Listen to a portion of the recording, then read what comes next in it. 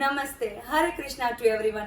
Friends, આજે હું તમારી સાથે શેર કરીશ દહીંવાળું ભીંડાનું શાક અને જુવારના રોટલા, જે ટેસ્ટમાં ખૂબ જ સરસ લાગે છે અને તમે એક વખત જરૂરથી ટ્રાય કરજો. તો ચાલો આજે આપણે બનાવીએ દહીં ભીંડી. દહીં ભીંડી બનાવવા માટે મેં અંદાજે 500 ગ્રામ ભીંડો લીધેલો છે, ખાટું દહીં લીધેલું છે 1 વાટકી જેટલું, 10 થી 15 કળી લસણ લીધેલી છે, 1 વાટકી જેટલું મેં લાલ મરચું તીખું અને કશ્મીરી બંને લીધેલું છે, 1 ચમચી જેટલો લીંબુનો રસ, 1 ટેબલસ્પૂન જેટલું મેં હળદર, 1 ટેબલસ્પૂન જેટલું નમક અને 2 ટેબલસ્પૂન જેટલું મેં ધાણા જીરું લીધેલું છે. ત્યારબાદ આપણે મરચું, લસણ, હળદર, ધાણા જીરું અને નમક અને લીંબુ આ બધું જ આપણે ખાંડણીમાં સારી રીતે ખાંડી લઈશું. ફ્રેન્ડ્સ, લાલ મરચું, હળદર જે મેં બધું ખાંડણીમાં મિક્સ કરેલું હતું એ સારી રીતે ખંડાઈ ગયું છે અને સારી રીતે મિક્સ થઈ ગયું છે. હવે આપણે તેને પ્લેટમાં કાઢી અને ભીંડો ભરી લઈશું. ત્યારબાદ આપણે તેમાં આ સ્ટફિંગ આપણે તેમાં એડ કરીશું અને સારી રીતે આપણે તેને ભરવાનો છે. આવી રીતે બધો જ ભીંડો આપણે ભરી લઈશું અને આપણે એકદમ દેશી સ્ટાઇલથી બનાવવાનો છે. એટલે હું માટીના વાસણમાં મારી પાસે માટીની કઢાઈ છે એમાં હું બનાવવાની છું અને તમે પણ જરૂરથી એ માટીના વાસણમાં તમારી પાસે જો હોય તો તમે જરૂરથી ટ્રાય કરજો.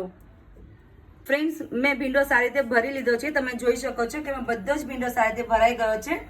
ત્યારબાદ હવે આપણે એક માટીની કઢાઈ છે મારી પાસે, આપણે એમાં તેલ એડ કરીશું. એના માટે મેં સરસોનું તેલ લીધેલું છે. સરસોના તેલથી ભીંડાનો સ્વાદ બહુ જ સરસ આવે છે. તમે જો ક્યારેય સરસોનું તેલ યુઝ ના કરતા હોય તો એક વખત જરૂરથી ટ્રાય કરજો. ફ્રેન્ડ્સ, ત્યારબાદ આપણે શાકને થોડીવાર માટે આપણે 5 થી 7 મિનિટ માટે ધીમા ગેસે આપણે તેને ચડવા દઈશું અને ઉપર એક ઢાંકણ ઢાંકી દઈશું. ફ્રેન્ડ, 5 થી 7 મિનિટ થઈ ગઈ છે.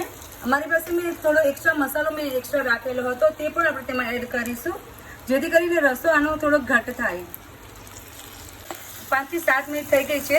ત્યારબાદ ભીંડો પણ અડધો કાચો અને પાકો રહી ગયો છે. ત્યારબાદ હવે આપણે તેમાં દહીં એડ કરીશું અને પછી ફરીથી એને સારી રીતે આપણે ચડવા દઈશું.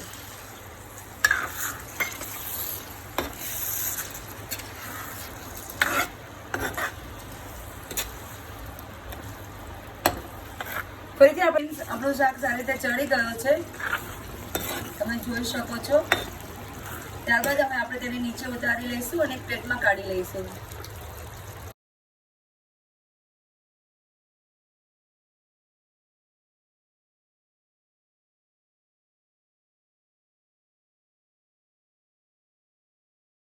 ફ્રેન્ડ્સ, તૈયાર છે આપણું દહીં ભીંડી સાથે જુવારનો રોટલો અને મસાલા ડુંગળી.